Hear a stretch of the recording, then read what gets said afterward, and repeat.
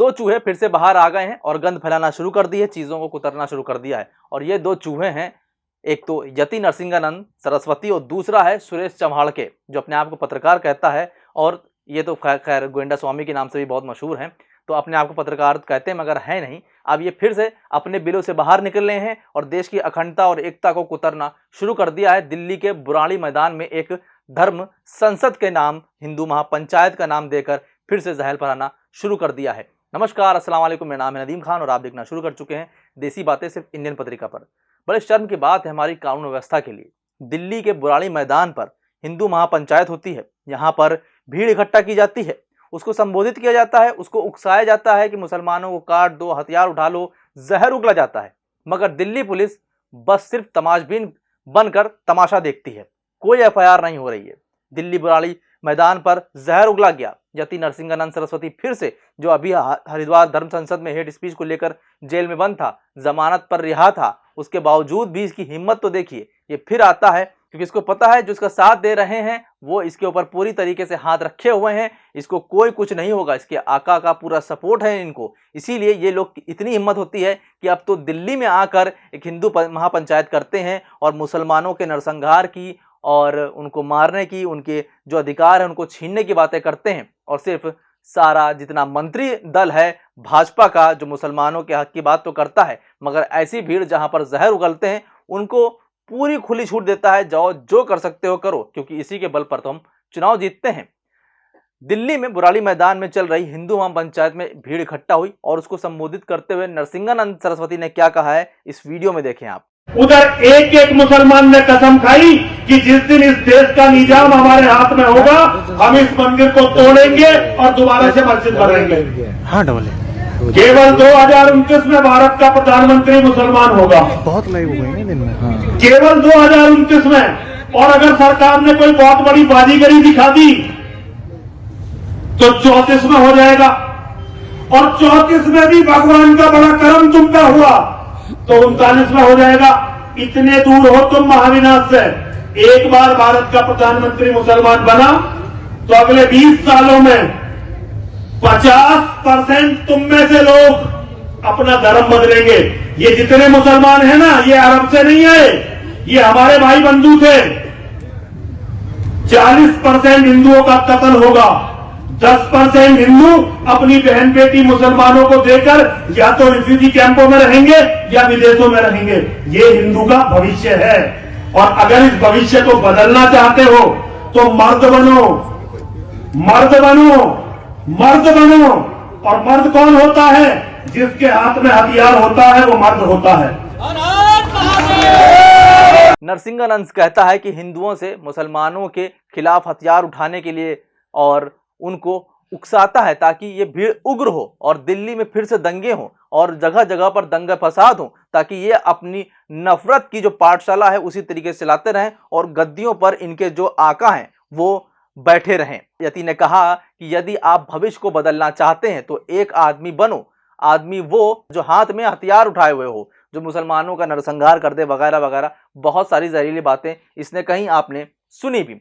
इसी के बाद सुरेश चम्हाड़के का भी एक वीडियो सोशल मीडिया पे वायरल हो रहा है। इसका कहना है कि आज के कार्यक्रम में जो उसने बातें कही हैं कि अगर भारतीय मुसलमानों को किसी भी तरह का अधिकार देना है तो मैं भारतीय मुसलमानों को सिर्फ एक अधिकार देने के लिए तैयार हूं, जो पाकिस्तान में हिंदुओं के पास है, और इससे ज्यादा यहाँ पर रखना चाहूंगा। क्योंकि मित्रों, मैं भी पहले समान अधिकारों की ही बात करता था, लेकिन अब मैं समान अधिकारों का पक्षधर नहीं हूं। मैं ये हिंदू पंचायत से खुलेआम कह रहा हूं, क्योंकि हम जब समानता की बात करते थे तो एक आशा थी, और ये तो 75 साल पहले शुरू हुई असमानता के समय की बात है। अब 75 वर्ष बाद जब इस तथाकथित स्वतंत्रता का अमृत महोत्सव देश मनाने जा रहा है तो हमको पुनरावलोकन करना चाहिए हर मुद्दे का। तो मैं समानता के अधिकारों का भी जब पुनरावलोकन करता हूं तो ये पाता हूं कि अब समान अधिकारों की बात धोखा है, धोखा। अगर हिंदुस्तान के मुसलमानों को अगर किसी प्रकार के अधिकार देने ही हैं, अगर मैं एक लाइन में अपने बात को कहूं तो अगर मैं भारत के मुसलमानों को अधिकार देने के लिए तैयार हूं, जो पाकिस्तान में हिंदू के लिए है, उससे ज्यादा नहीं। क्योंकि इसी आधार पर तो देश का विभाजन हुआ था। बाबा साहब अम्बेडकर जी ने संसद में खड़े होकर कहा था कि अंतिम मुसलमान वहां भेजो, अंतिम हिंदू यहां लाओ, तभी मैं इस विभाजन को मानूंगा। हमने माना नहीं, और आज 75 वर्षों बाद भी लाचार की तरह हिंदू मांग भी रहा है। कुछ नहीं तो जाहिर सी बात है, पाकिस्तान का संविधान भी सभी जितने भी नागरिक हैं सबको समान अधिकार देता है, वही प्रदान करता है। न जाति, ना मजहब, ना धर्म, ना आधार, किसी तरह का भेदभाव नहीं करता है। और हमारे भारत का संविधान भी वही अधिकार हमारे सभी नागरिकों को देता है, चाहे वो किसी भी जात के हों, चाहे वो किसी भी धर्म के हों।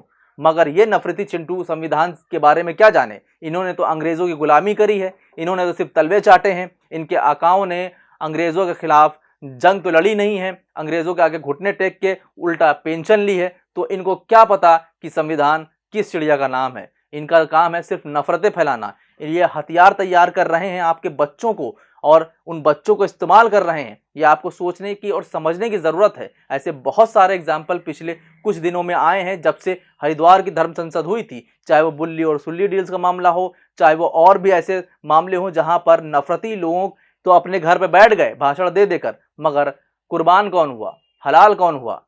वो आपके अपने बच्चे थे, वो आपके अपने थे, वो हुए। इनका कोई कुछ नहीं हुआ। ये आराम से मस्त मौला फिर आते हैं, फिर पंचायत करते हैं, फिर नफरती भाषण देते हैं और चले जाते हैं। सुरेश चमाड़के से एक सवाल है, वो ये है कि भारतीय मुसलमानों का पाकिस्तान से क्या लेना देना।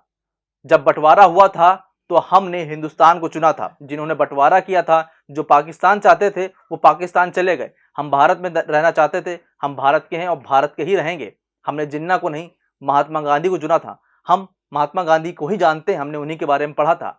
हम क्या जाने जिन्ना कौन है, हम क्या जाने जिन्ना किस चिड़िया का नाम है, हमें जिन्ना से क्या लेना देना। मगर ये लोग बरगलाते हैं, झूठा प्रोपेगेंडा चलाते हैं, ताकि सरकार में जो इस वक्त बनी है वो बनी रहे, और ये आराम से अपनी नफरत की रोटियां सेकते रहें और आराम से अपने घरों को पैसों से भरते रहें, अपनी गाड़ियां महंगी महंगी लाते रहें, अपने बच्चों को विदेश में पढ़ाते रहें और आम जनता के बच्चों को झोंक दें नफरत की आग में।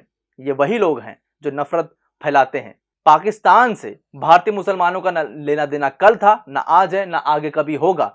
पाकिस्तान से सिर्फ एक ही लेना देना है, और वो है कि अगर वो हमारे भारत की तरफ आंख उठा के देखेगा तो उसकी खैर नहीं। बस यही रिश्ता है भारतीय मुसलमानों का पाकिस्तान के साथ, इसके अलावा और कुछ नहीं। अगर वो हमारे देश का दुश्मन है तो वो हमारा भी दुश्मन है। ये बात समझ लेना चाहिए जितने भी नफरती चिंटू हैं, क्योंकि भारत का मुसलमान अपने भारत से बहुत प्यार करता है। वतन उसके दिलो दिमाग में, हर रग रग में बसता है। मगर ये लोग इस चीज़ को नहीं जानते, हर बार सर्टिफिकेट मांगते हैं। फिलहाल आपका क्या कहना है इस पूरी खबर पर, हमें कमेंट करके ज़रूर बताइए। बाकी देखते रहिए इंडियन पत्रिका। अभी के लिए बस इतना ही। नमस्कार, खुदा हाफिज, जय हिंद।